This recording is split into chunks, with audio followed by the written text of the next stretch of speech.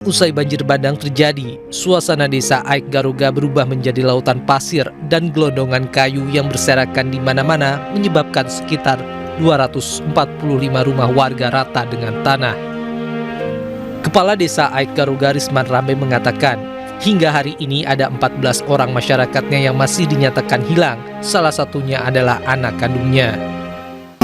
Terjadinya bencana banjir bandang ini, desa kami ini berjumlah 245 kepala keluarga.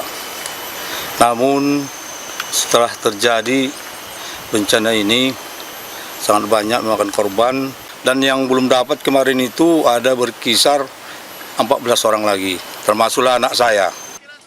Meski dalam suasana hati yang sedih dan berharap anak laki-lakinya segera ditemukan, Risman Rambe masih semangat mengurus masyarakatnya yang saat ini seluruhnya berada di lokasi pengungsian. Masyarakat Desa Aik Garuga berharap agar pemerintah transparan mengungkap penyebab banjir bandang dan meminta seluruh pihak terlibat agar bertanggung jawab kepada masyarakat terdampak. Seluruh Indonesia sudah melihat keadaan ini. Sudah saya bilang tadi bahwa kampung ini sejarahnya beratus tak pernah demikian. Perlulah untuk pemerintah jujur melihat umpamanya situasi ini, karena ini harus diusutlah bagaimana siapa yang bertanggung jawab dalam hal ini. Hingga hari ini Risman Rambe masih menunggu anak laki-lakinya ditemukan bagaimanapun kondisinya dan berharap agar masyarakatnya kuat dan tabah menghadapi situasi sulit ini. Sudah 3 pekan, pemirsa, kelangkaan BBM belum teratasi di daerah terdampak bencana banjir dan tanah longsor di Pulau Sumatera. Berbagai kisah lucu dan haru pun terekam saat warga berjuang mengantre mendapatkan BBM di SPBU.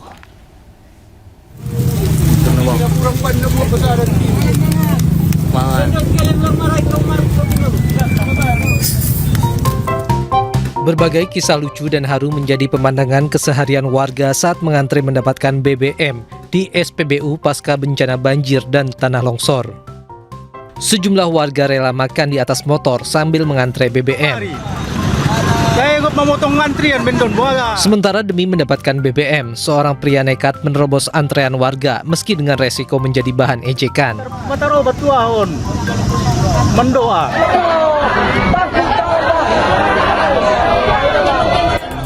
Lain halnya dengan wanita yang satu ini, karena tak kuat mengantre berjam-jam, wanita tersebut pingsan di tengah antrean karena kelelahan. Beruntung petugas sigap mengevakuasi wanita tersebut yang nyaris jatuh dari sepeda motornya.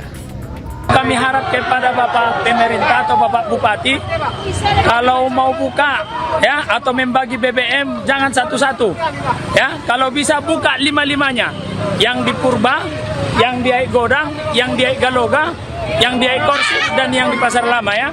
Saya yakin penumpuan tidak akan ada, Pak, ya. Ini Pak, masyarakat ini butuh BBM, Pak. Ya, dengarkan suara masyarakat kita ini.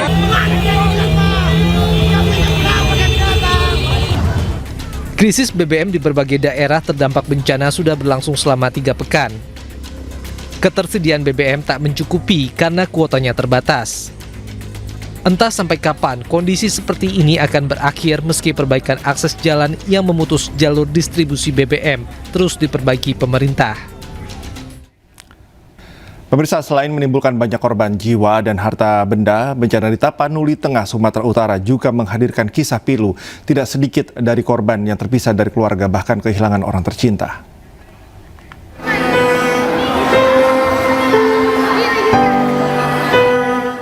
Seorang bocah laki-laki 10 tahun kini harus rela menerima kenyataan hidup sendiri bersama pengungsi lainnya di Gedung Serbaguna Pandan, Tapanuli Tengah, Sumatera Utara. Dengan menyantap makanan seadanya di pengungsian, bocah malang ini lebih memilih diam ketika para pengungsi lainnya mencoba menanyakan tentang jati diri dan keluarganya. Meski tetap memilih diam sembari menyantap makanannya, namun tampak dari raut wajahnya yang penuh tatapan kosong seakan mengisyaratkan tengah menahan suatu trauma mendalam yang tak ingin dia ceritakan kepada siapapun. Sementara itu, pasangan suami istri lanjut usia yang juga tinggal di pengungsian kini menjadi teman bagi bocah tersebut dan tidak mengetahui asal-usul si anak. Saat mereka bertemu, kondisi si anak dalam keadaan sakit dan penuh luka. Pasutri tersebut berinisiatif membawa si anak ke posko pelayanan kesehatan yang didirikan TNI. Warga mana, Bu? Nggak tahu kita, nggak ada dikasih tahu dia warga mana. Orang tuanya pengakuan dia? Nggak ada dia ngomong, cuma dia yang tahu. Nek, udah itu aja saya tanya. Tahu sama nenek? Nggak tahu, nggak mau dia jawab. Jika kondisi telah membaik, pasangan suami istri itu akan membawa si anak pulang bersama mereka dan mengupayakan mencari pihak keluarganya.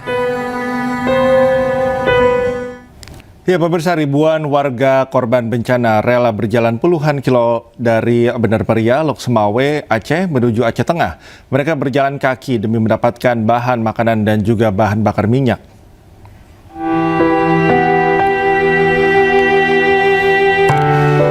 Selama 16 hari terisolasi, warga korban bencana di Bener Meriah rela berjalan kaki puluhan kilometer demi mendapatkan sembako dan bahan bakar minyak. Kondisi dan situasi yang semakin sulit dikarenakan akses yang terputus, ditambah dengan jalur komunikasi yang lumpuh total, membuat warga sulit mendapatkan bantuan. Tak hanya medan perjalanan penuh lumpur, namun juga jalan berbukit berisi banyak batu-batu besar.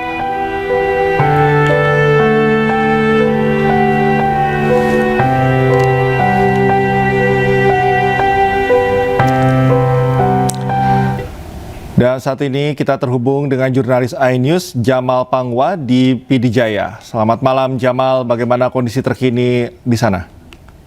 Selamat malam juga Tikal. Alhamdulillah kita saat ini berada di posko pengungsian di Gedung Tengku Syekh Pantai 5, yang mana posko ini disediakan oleh pemerintah daerah untuk para pengungsi korban banjir bandang. Di posko ini Cikal ada sekitar hampir 9.000 jiwa yang menempati tempat ini, di mana 4 desa semua berkumpul di sini, dari anak-anak, orang dewasa, dan lansia. Begitu Cikal. Kalau dilihat dari atau pantauan Anda dari para pengungsi ini, apa yang paling dibutuhkan dan apa yang belum didapatkan sejauh ini bagi para pengungsi? Saat ini para pengungsi semua mengeluh Cikal, meminta rumah mereka dibersihkan. Yang kedua, mereka diminta yang rumahnya hancur untuk dibuat rumah hunian sementara, karena itu sangat memerlukan bagi mereka. Karena saat ini mereka sudah mulai terserang penyakit, yaitu batuk, pilek, dan berbagai lainnya Cikal. Bagaimana dengan pasokan obat-obatan? Kemudian juga apakah dapur umum sudah didirikan untuk pasokan makanan bagi para pengungsi, Jamal? Untuk pasokan makanan, alhamdulillah semua sudah dipenuhi, baik dapur umum yang sudah mulai dibuka oleh pemerintah dari malam pertama bencana, sudah dibuka oleh pemerintah setempat. Namun yang kendalanya saat ini ada warga yang mulai pulang ke rumah untuk membersihkan rumah. Mereka sangat membutuhkan yaitu air bersih dan juga gas LPG. Untuk pasokan listrik bagaimana Jamal di sana? Apakah sudah normal atau masih sebagian besar masih mati listrik?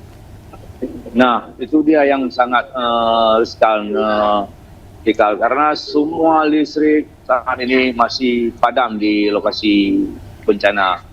Baik listrik maupun jaringan internet sangat sulit diakses.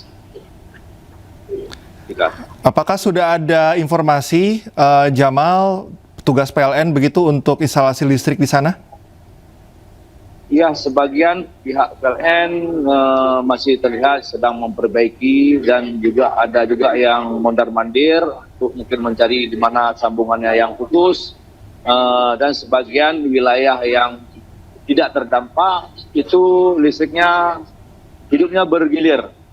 Malam ini hidup di desa lain, malam lainnya hidup di desa lain, gitu Tikal. Untuk instalasi listrik di sana untuk sementara kedaruratan seperti apa? Apakah memakai genset atau ada cara lain yang dilakukan oleh orang-orang di sana? Untuk pedagang hampir rata-rata itu menggunakan genset, baik warung kopi dan rumah-rumah makan itu semua sebagiannya menggunakan genset. baik juga di posko-posko pengungsian itu sebagian mereka menggunakan genset. Cikal.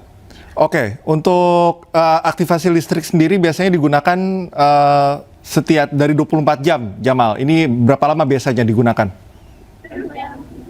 Kebutuhan listrik itu sangat penting karena untuk kebutuhan rumah tangga itu seperti mereka menggunakan menarik air bersih untuk membersihkan rumah serta untuk mencuci pakaian. Karena kalau air listriknya padam itu sangat memprihatinkan kehidupan para pengungsi di posko. Begitu, Cikal. Baik, Jamal, kita berharap yang terbaik untuk para pengungsi di sana. Selamat bertugas kembali dan jaga kesehatan selalu, Jamal. Terima kasih.